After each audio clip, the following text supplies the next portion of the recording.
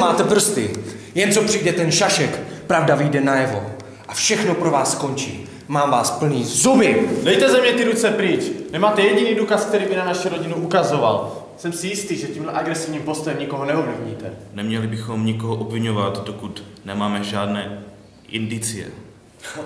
Indicie se objeví a mám dojem, že jich bude víc než dost.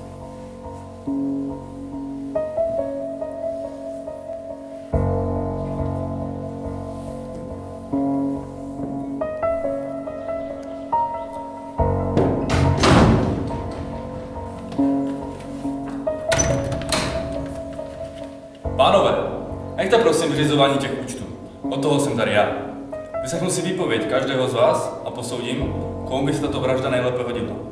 Proto se prosím posaďte, můžeme začít.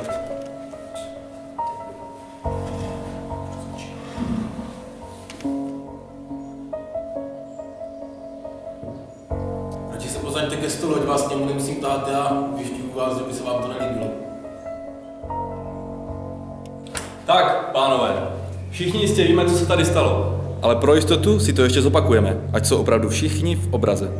Město až doteď mělo velice dobře fungující systém. Každá ze 6 rodin platila starostovi a vláda ve městě byla v rovnováze.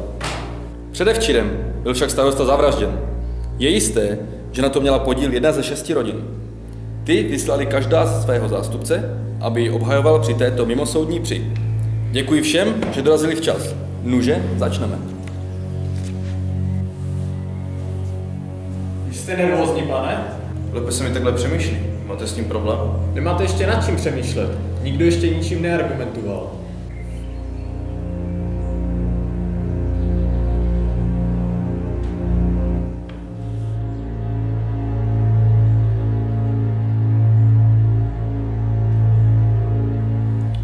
Bylo by příhodné začít. Nebudu se opakovat. Raději se oba pánové posadí. Mimochodem doufám, pánové, že jste všichni odevzdali své zbraně sekretáři. Nerad bych, aby se by tady mý klienti postřídali. Ještě živým starostou jsem byl zvolen jako nezávislý soudce vašich rodinných sporů. Každý z vašich kmotrů mne kontaktoval a sdělil mi, že vyšle svého zástupce, který ho tady obhájí. Je mi putna, kdo z vás zastupuje koho. Ani to radši nechci vědět, abyste mi nemohli potom vyčítat, že jsem někomu nadržoval. A kde berete tu jistotu, že to nebyl nikdo zvenčí? Ten kreten zařval, protože někomu už delší dobu byl krev. To je sakra dobře. Mám z vás pocit, že jste dost šťastný, že je starosta pod drnem. Starosta nám všem poskytoval rovnocenné podmínky. Nechtěl, aby jsme se povraždili navzájem. Na 100% jsem si jistý, že zatím stojí někdo z nás. Na tohle mám moc. Jsem zatraceně zvědavý, jestli přijdem na to, kdo. Pánové, všichni vaši kmotrové podepsali se starostou úmluvu. V případě jeho vraždy bude jedna z rodin vyškrtnuta z vlády. Právě proto jsme se zde sešli. Tento paragraf byl přísně utajen a viděl jsem o něm pouze já, starosta a vaši kmotrové. Měl byste se snažit vysekat z toho právě vaše rodiny. Záleží na vaší argumentaci. Zda jste schopni se řádně obhájit a sejmout stíny pochybnosti o nevině vaší rodiny. To má být vtip? Takže kdyby ho zabil kdokoliv jiný, tak jedna rodina na hry. Přesně tak. I pokud v tom nikdo z vás nemá prsty, jeden musí z kola ven. A když o tom teď vědí jenom naši kmotrové a vy, jak můžeme mít jistotu, že budete opravdu nestranný? Je důležité si uvědomit, pánové, že v toho paragrafu se nikdy reálně nepočítalo s tím, že by taková situace mohla nastat. Sloužilo to pouze jako pojistka, kdyby někdo dostal chuť se přeživit a zabít starostu. Ten paragraf měl fungovat jako motivační faktor. Donutit vaše kmotry ochraňovat starostu. To je největší kravina, co jsem kdy slyšel. Takže teď z toho může vyletět klidně i úplně nevinný. A vrah, který tady může být mezi náma, si klidně zůstane ve vládě. A že ten bastard potřeboval zatraceně ochránit. Jak říkám celou dobu. Může být rád, že je pod drnem. Jste blázen? Nebo je vám úplně jedno, že na sebe celou dobu stavujete naši pozornost? Chcete, aby vás právník uznal jako viníka jeho vraždy? Mes je jistě promine, jen jsem nevinně žertoval. No, nech to vypukne. Zrekapitulujeme si všechno, co o vraždě víme. Dobrá. Starosta bydlel ve své vile, která sousedí s několika dalšími vilami.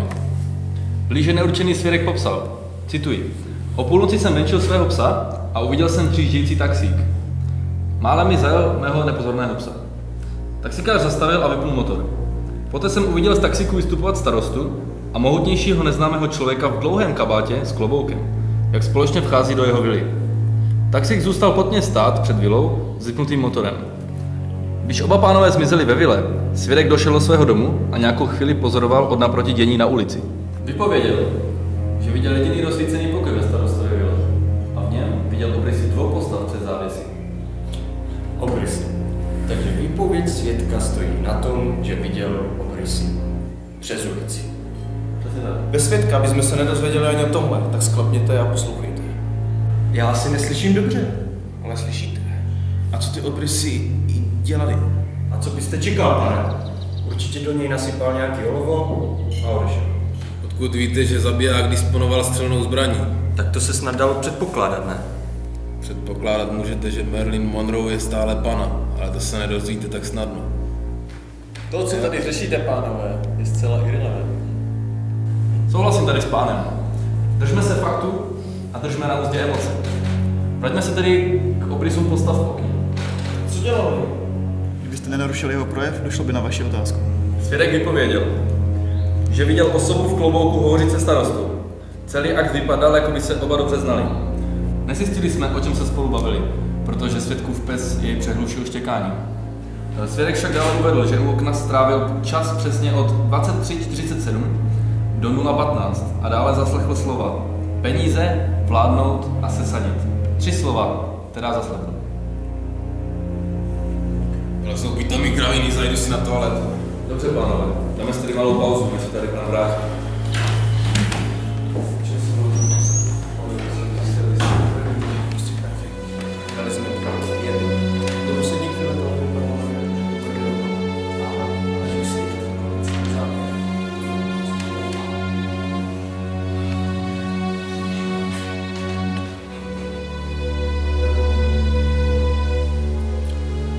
Nevyvíjí se to moc dobře, že pane?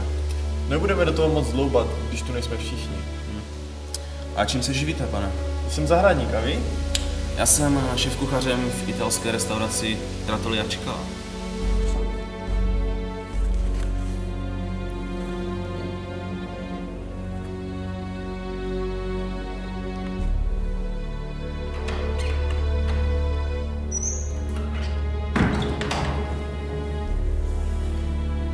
Pane, je to jenom moje subjektivní obsese, nebo jste starostu opravdu neměl rád? Prosím tedy, pánové u okna, posaďte se k ostatním. Pokračujeme. Takže k věci, pánové. Jako patolog nemohu přehlédnout fakt, který zešel z výslechu svědka. A to ten, že svědek trpěl poslední 2 měsíce akutním zánětem močového měchýře. A byla by to markantní diskrepance etických norem, aby člověk s takovou nemocí vydržel u okna půl hodiny a nešel se ani jednou vymočit. A to ještě neuvažuji o tom, jak daleko má toaletu od okna. Nemusím jistě podotýkat, že takový akt by vyžadoval nejméně 3 až 4 minuty, což je čas velmi signifikantní v takové situaci. Pokud vás tedy chápu správně, směřujete k faktu, že obrys osoby, která před svědkovýma očima mluvila s vrahem, nemusí být jedna a tatáž osoba. Osoba klidně mohla odejít a mohla ji nahradit vrah. Já jsem spíše směřoval k označení svědka jako nevěrohodného, ale vaše konkluze by se za jistých okolností dala považovat za podnětnou. S tímto by se dalo souhlasit, protože svědek dále uvedl. V průběhu pozorování domu jsem viděl po cestě odcházet 2 osoby. Ani jedna se mi však nepodařila identifikovat. Poznavací znamení osoby, která odcházela jako druhá, byl však klobouk na hlavě. Navíc měla dle popisu velmi naspěch. Kam asi tak mohla spěchat? Pane pomábravěci, prosím. Byl jsem onen osobní večer se starostou. Odešel jsem asi ve 1:45 v noci. Co se dělo poté mi záhadou stejně jako všem ostatním. Tak to by byla pěkně zasraná náhoda. Starosta natáhne bačkory právě v okamžiku, kdy ty se procházíš po jeho honosným pejváku. Že byste se uráčil, pane velký právníku, oznámit nám takhle důležité detaily ze spisu. Jsi jasný, od začátku ses mi nezdál. Zkus to popřít. Co si to dovolíte? A kdo vám dovolil mi tykat? Zachovejme klid. Ke všem stěženým bodům případu se dostaneme. Tak se mi zdá, pánové, že tady máme nedůvěryhodného právního zástupce. Bůh ví, co nám ještě všechno zatajil. V pořádku, nic se neděje. Máme tady pána, aby nám popsal svou návštěvu starosty. Co se dělo, jaké má starosta rozpoložení, o čem jste hovořili. Ano, přesně tak, pište na to. Starosta jakožto můj pravidelný zákazník mě často zval na jim pořádané golfové odpoledne. Odpoledne probíhalo jako obvykle, skončili jsme okolo 7 večer a poté jsme jeli taxikem do centra města, do kabaretu Chat Noir. Vystoupili jsme z taxiku a starosta obstaral placení. Poté jsme ušli asi 150 metrů ke zadnímu vchodu ke kabaretu.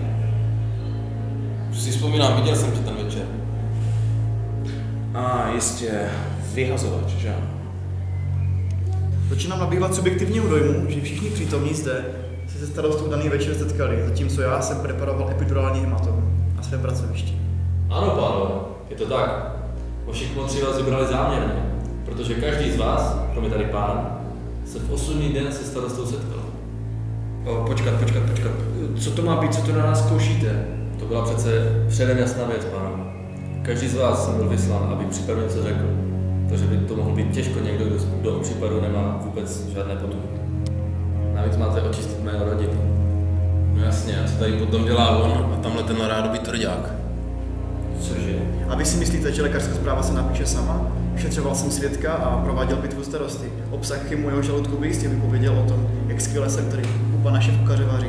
Souhlas, o tom jeho pajzlu jsem slyšel jenom to nejhorší. Pan kolega je erudovaný specialista a je také členem jedné z rodin, takže zde samozřejmě má také své slovo. Dobře, a ten druhý? Tento pán je rovněž členem jedné z rodin. A pokud to musíte vědět už teď, jde o jednoho z nejdůležitějších svědků případu. S dovolením bych pokračoval.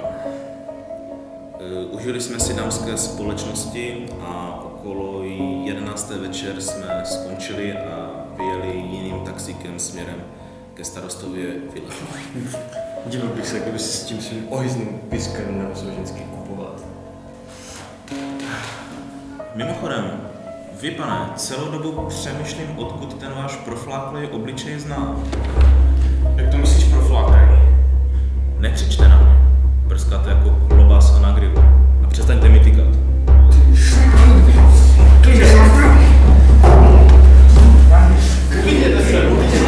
Uklidněte! Tohle tady trpět nebudu. Tohle už přeháníte, nemyslíte?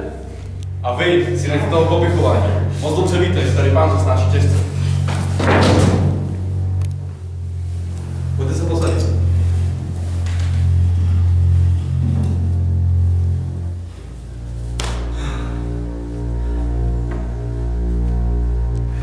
Dovolme tedy, pokračujeme. Ano, takže pro ty z vás, kterým to ještě nedošlo, tady pán byl onen taxikář, který nás odvezl z kabaretu zpátky do vily. Poté jsme se uchylili do starostovy pracovny a pokračovali v pití. Jen tak mimochodem, hej vy, co jste dělal v tom taxíku? Jak dlouho jste tam byl? Proč si tam stál poté, co jsi dovezl zákazníky?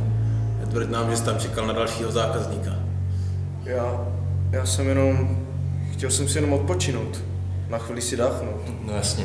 Tohle by ti uvěřili leda tak v kostele. Klidně si mohl vystoupit a proplížit se k zadnímu vchodu. Takže by si tě ani ten chlap se psem nevšiml. Počkat, až tady pán odejde a zabít starostu. Myslíš, že jsem debil? Proč bych tam nechal nastat auto, kdyby ho chtěl zabít? Snad jsem věděl, že tam s ním jde ještě někdo další, nebo ne? Když to ale znovu procházím, tak stejně pravděpodobné je i to, že ho zabil tady útík. Podívejme se ale na zobek taxikáři. Vy jste si určitě jako taxikář rychle osvojil identifikovat lidi v proprietě, nemám pravdu? Nebo nám chcete tvrdit, že jste nepoznal dva silně podnapilé jedince ve svém vozidle? Samozřejmě, viděl jsem, že byli opilí, ale to mě snad nedělá vrahem. Dobře, ale vy, co vy nám to můžete říct? Ano, byl jsem u starosty, pohádali jsme se a tak jsem odešel. A co bylo předmětem vaší rozepře? A co je vám do toho? Je nám do toho to, že to souvisí s jeho mordem. Tak to vyklouš, Peku.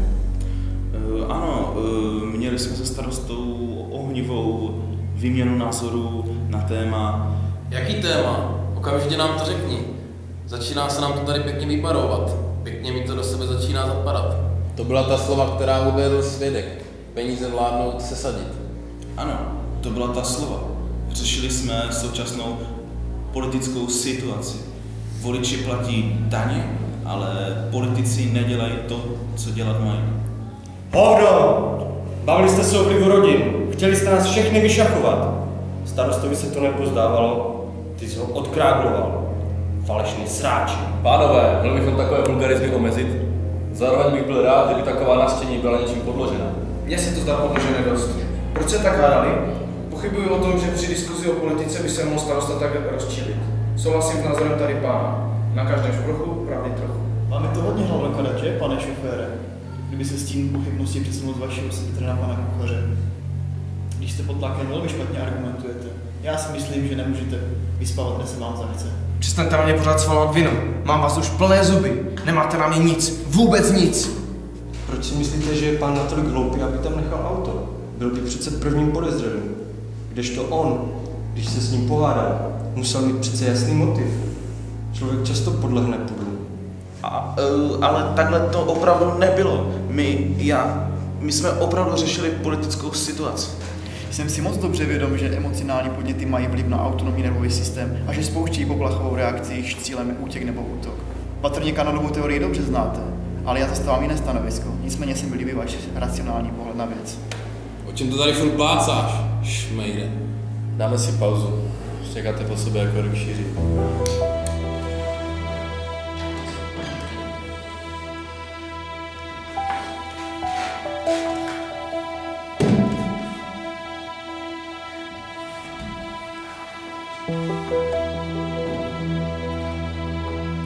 Jak může doktor, ke všemu ještě patolog, takhle kouřit?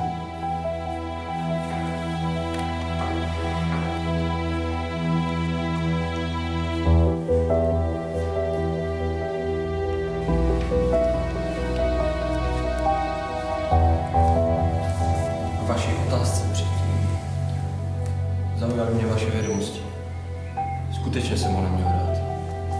Starosta mi... Kuchař mi podezřeli už od začátku, co tady strčil nos. Ale ještě víc mi leze na nervy ten doktorek.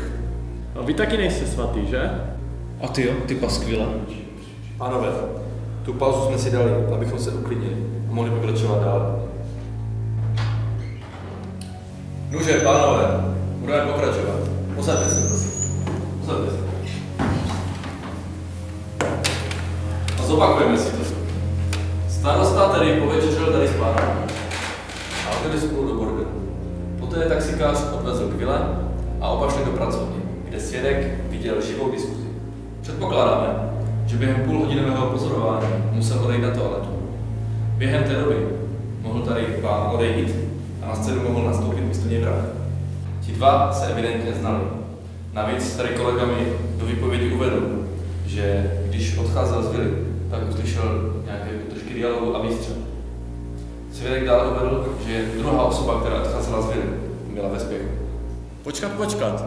To je nám ale novinka. Takže on byl se starostou a ještě slyšel výstřel? Dobrý bože, vždyť je vinný. Je to jasný jako facka.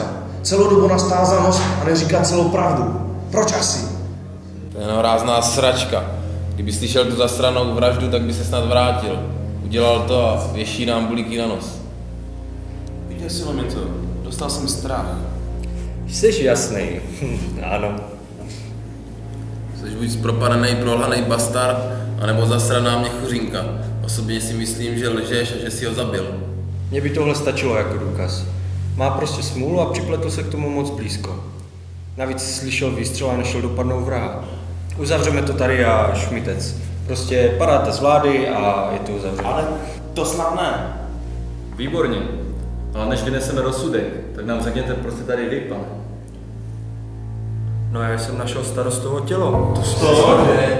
Když jsem objevil dopisní korespondenci mezi tím kriplem a mojí ženou a zjistil, že mi ji píchá, popadl jsem baseballku a vyrazil na cestu. Pane bože, on ho zabil. To už si děláte srandu. Nikoho jsem nezabil. Když jsem dorazil k vile, byly 2 hodiny v noci. Rozrazil jsem dveře baseballkou a vpadl dovnitř. Začal jsem řvát na celé kolo, pak vpadl do jeho ložnice, ale nikdo tam nebyl. Tak jsem šel do jeho pracovny, kde bylo rozsvíceno. A tam jste objevil starostovo rozstřílené tělo. Tam ho spíš umlátil baseballkou a střelil. Na těle nebyly stopy po úderu tupým předmětem. To by se mi sice líbilo, ale pokud pán přišel ve 2 hodiny v noci, výstřel už dávno padl. A kde berete tu jistotu, že jeho udání času je pravdivé? Co když přišel v 11 a prostě vyčkával uvnitř? Mnohem lepší verze. Jak uslyšel 2 mužské hlasy, ukryl se.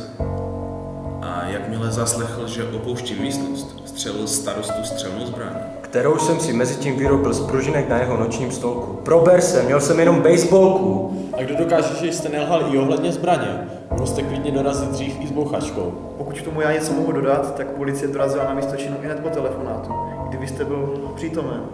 A v protokolu jistě stojí, že na místě činu byla nalezena baseballová pálka. Váš úsudek je bystrý. Výborně. Pochybuji o tom, že tady pán zastřelil starostu, ukryl střelnou zbraň, vytáhl baseballovou pálku, vyčkal 2 hodin a zavolal policii. Souhlasíte se mnou? Asi má pravdu.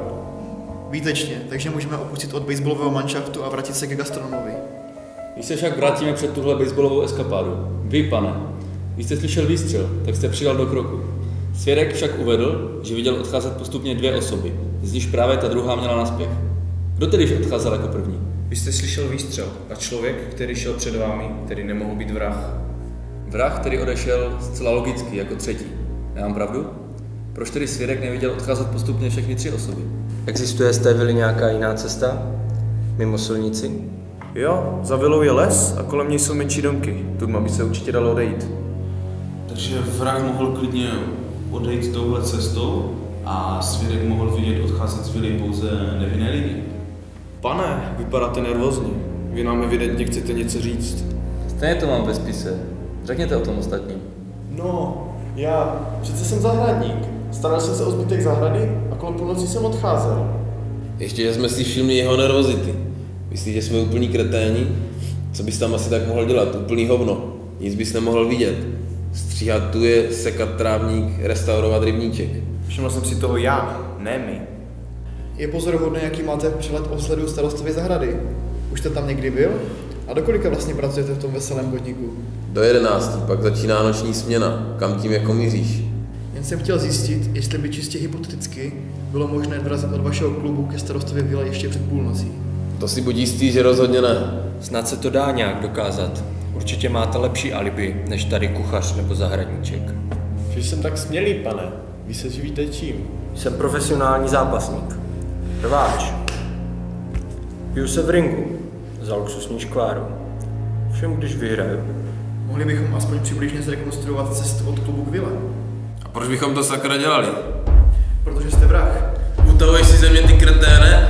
Dál ti neser mě. Takhle mě tady osačovat bez jediného hmatatelného důkazu. To je skandální, hned po práci jsem šel domů. A jaké máte alibi? Kdo vám dosvědčí, že danou hodinu jste byl doma? Žiju do prdele sám.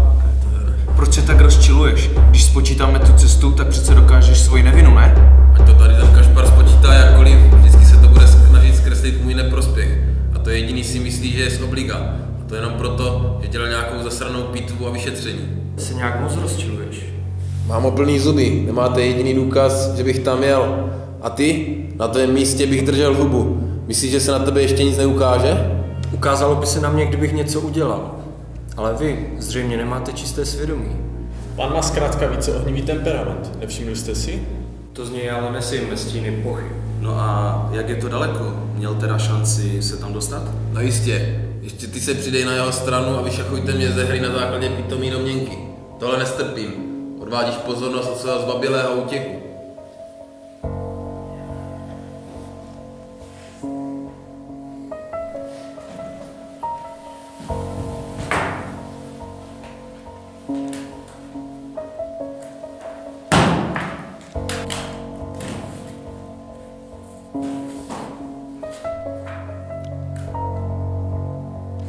Od toho klubu to trvalo asi 40 minut. Jel jsem průměrně 40, takže to mohlo být 15-20 kilometrů.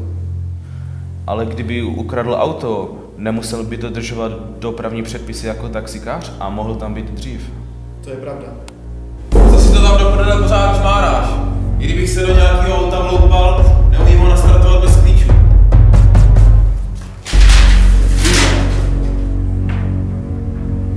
Pane, můžete se prosím posadit? Jestli jsem správně pochopil, tak tady kuchař se starostou odjeli kolem 11. A tady pan kolega skončil přesně v 11. Takže na místě činu mohl být klidně dřív. Na místě mohl být klidně dříve, ale to záleží na tom, v kolik starosta vyrazil z klubu. Podívejte, nepamatuju si to úplně přesně, nechci ublížit nikomu nevinnému. Mohlo to být lehce po 11. A se starý potili totální sračku. Říkám to podruhý a naposled, že jsem šel z klubu rovnou domů. A ty už mě pěkně čechráš. Dejme tedy tomu, že tady pán vyhazovač jel teda po práci rovnou domů. Já jsem hovořil s náměstkem policejního sboru, který má mimo jiné na starosti také mýtné brány na výpadech z města. A ten mi sdělil, že za celou noc vyjel ze severní části města pouze jediný taxík. V severní části města se rozkládá samozřejmě starosta Vila. Ze záznamu také vím, že tady pan vyhazovač automobil nevlastní. No vidíte, kreténi, mám nakonec důkazů pro svou nevinu víc než dost, ale nějak jsme zazdili zahradníka. Co jsi dělal v té zahradě tak dlouho? Co asi? Makal jsem dílně a řádně jsem ostřelil kotouče do cirkulárky. Co to je za výblítek? Ty máš jako zahradník pracovní dobu do půlnoci? Taky za to mám královské peníze, ne jako gorila v bordelu. Co si o sobě myslíš, ty šašku? Aspoň mám prvotřídní dámskou společnost. Ale nemůže si šáhnout. Zajímavé, jak se tady každou chvíli vyvíjí podezření. Jednou je to pán tady, pak pán tady, anebo pán tady. Takže na místě činu byli v danou dobu zahradník, kuchař a taxikář. Svědek uvedl, že viděl odcházet 2 osoby, ale neví, kdo byl kdo. A nakonec tělo objevil tady pan. Takže když vy jste se zmiňoval, že svědek viděl odcházet z vily 2 osoby, z nichž jedna byla ve spěchu. Vy, pane, když jste uslyšel výstřel a přidal jste do kroku. Logicky jste tedy byl druhý. Vrah musel tedy odcházet jako třetí. Ale otázkou je, jestli zahradník odcházel jako první nebo třetí. Samozřejmě, že první. To je stejná konspirace jako tady s pánem. Já jsem poctivě zavolal policii. Neutekl jsem, když jsem viděl tu mrtvou kupu sraček, co mi spala se ženou. Asi nejsi dost dobrý manžel. Zkus to zopakovat, ty debile se zelenýma kšandama. Klid! Vy, pane kolego, jste prováděl pitvu? Povídá se to o mě. Určil jste tedy čas úmrtí? Ovšem, starosta zemřel o 12:30, plus minus 10 minut. A vy jste přivolal policii ve 2 hodiny raní, je tomu tak? Jo. Mimochodem, vy, pane kolego, vy jste měl pracovní dobu přesně do půlnoci, že? Ano, měl. Poté jsem se převlekl, odložil brusič a šel jsem domů. Když jsem vycházel, tak u vjezdu stalo taxi. Ale neviděl jsem, jestli v tom byl nějaký člověk. Byla hrozná tma. Ty hovado, musel si mě tam vidět. Kdo ti dokáže, že jenom nemluvíš sračky proto, abys to na někoho hodil? Protože jsi vrahem ty? Stejně se tomu nikdy nedopátráme. Každý obviní každého a stejně tu není jediná věc jistá. Záleží jenom tady na panu právníkovi, koho z nás obviní. No, je pravda, že se to tady táhne už pěkně dlouho. Tak bychom se na to mohli vysrat. Jsou to jenom podělané teorie, které nikdo ničím nepodložil. Nemůžeme to nějak udělat s tím paragrafem, nemůžeme přece odsoudit jenom tak nějakou rodinu bez důkazu. Vám mi to jistě dalo do karet, že? Takové východisko. Kolik jste vlastně odjel? To nevím, neměl jsem u sebe hodinky. Vzbudil mě ten výstřel a pak jsem se vydal severním směrem. To je zajímavé. Zrovna po úmrtí jste odjel vrchem. A je zvláštní, že jste nezavolal policii a vytěsil jste se jako tady pan kuchař. Nechtěl jsem tak pozdě v noci řešit takové věci. Prostě jsem chtěl už domů a navíc jsem si uvědomil, že to byl výstřel až doma. Mně stejně pořád nesedí ta věc s tím kuchařem. Proč utekl a za 1,5 hodiny nebyl schopný zavolat Poldy, i když byl se starostou takový kamarádiček? Za jistých okolností se může silná afektivní reakce stát příčinou paralyzujícího šoku. Tak a co kdyby ho vyšetřil, ať se ukáže, co to plácá za kraviny? To není tak jednoduché. Za prvé nemám potřebné psychiatrické vzdělání a za druhé takové testování může trvat i několik hodin. Takže pánové, v podezření jsou pouze kuchař, zahradník a taxikář. Je vysoce pravděpodobné, že někdo z vás to udělal. Jste nevěrohodní a nemáte dobré alibi. Ale nezapomínejte na toho, kdo vlastně objevil starostovo tělo a měl teoreticky nejsilnější motiv ho zabít. Přesně tak, říká někdo, kdo utekl od kamaráda, jen co slyšel výstřel. Nebyla to první osoba, ani nemohla. Taxikář odjížděl severně, takže ho svědek nemohl vidět. Kdo však odcházel první, byl zahradník. A to jednoduše proto, že na místě viděl taxík a neslyšel výstřel. Odcházel tedy jako první. A pokud kuchař mluví pravdu a opravdu slyšel výstřel a přidal do kroku, tak svědek nemohl vidět vraha. prdele, tak proč toho kreténa rovnou neuděláme? Viděl hovno a akorát to komplikuje. Můžete se uklidnit? Neskončil jsem. Výpovědi vás tří jsou vzájemně komplementární, pokud jsem dobře poslouchal. Ale vaše mi nesedí. Nechci být paranoidní, ale vy reagujete na každé obvinění strašně rozuřeně a normální člověk by se s tím dokázal poprat, ale vy, u vás mi to nesedí. Vám se to mluví, když nejste pod tlakem a ani vlastně nemůžete být. Jistě, že může. Je dost možné, že si to ušil celé na nás. Jsi afektovaný blb. Nemyslím si, že by to takový z toho klubu mohla stihnout. A co ten rádobídecňák tady? Pořád hází obvinění z jednoho na druhého a ještě nepřispěl ničím, s čím by mohl rozpoznat vraha. Debil, určitě je to on. Hele, neskoušej štěstí. To rozhodně. Všichni v tom mají prsty, jen vy, pane, vy jste z obliga. Ano, přesně, vy jste až moc nevinný. Našel jste tělo s baseballkou? To stejné, tady pan doktor. Někdo, kdo sotva ukončil střední kuchařskou školu, mi tady bude vyčítat, že já jsem investoval do vzdělání a dosáhl určité prominentní pozice. Ty spodino zasraná. Ty si myslíš, že jsi něco víc? Lítat po nemocnicích a vrtat se v mrtvolách? Co uděláš, když ti zápasník třeba jako jsem já, rozkope ksicht? Přirozeně si zavolám stejně velkýho a hloupýho bojovníka, jako jsi ty. Z mých peněz si to můžu zaplatit. Ty kretén. A do té doby máš po ciferníku. Ale ne každý je takový primitiv jako vy. A tady ten pitomý zápasník, on je až moc nevinný. Jasný, očerníš mě, abys ty měl čistý štít. Ty se tam moc neozývej, ty kurnářský zázrak.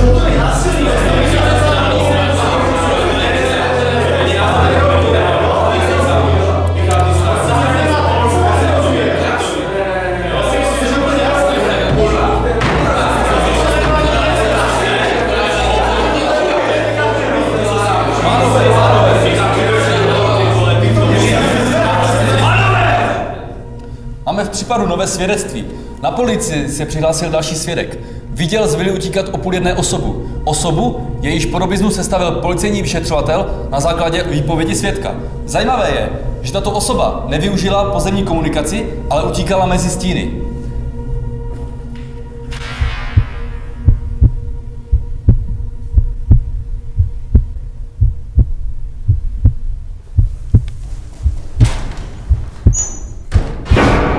Tohle je posraný spíknutí.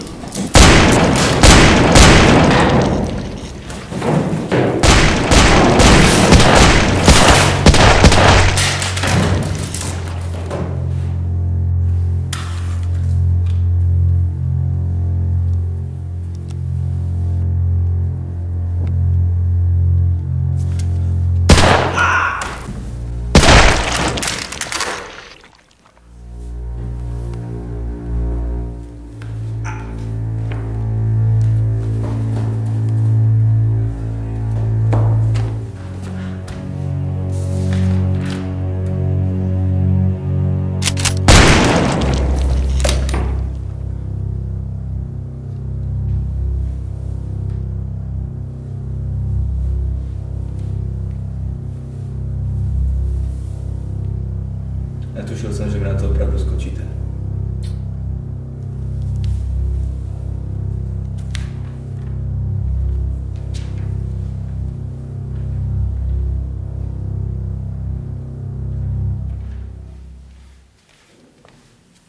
Díky za tu podobiznu.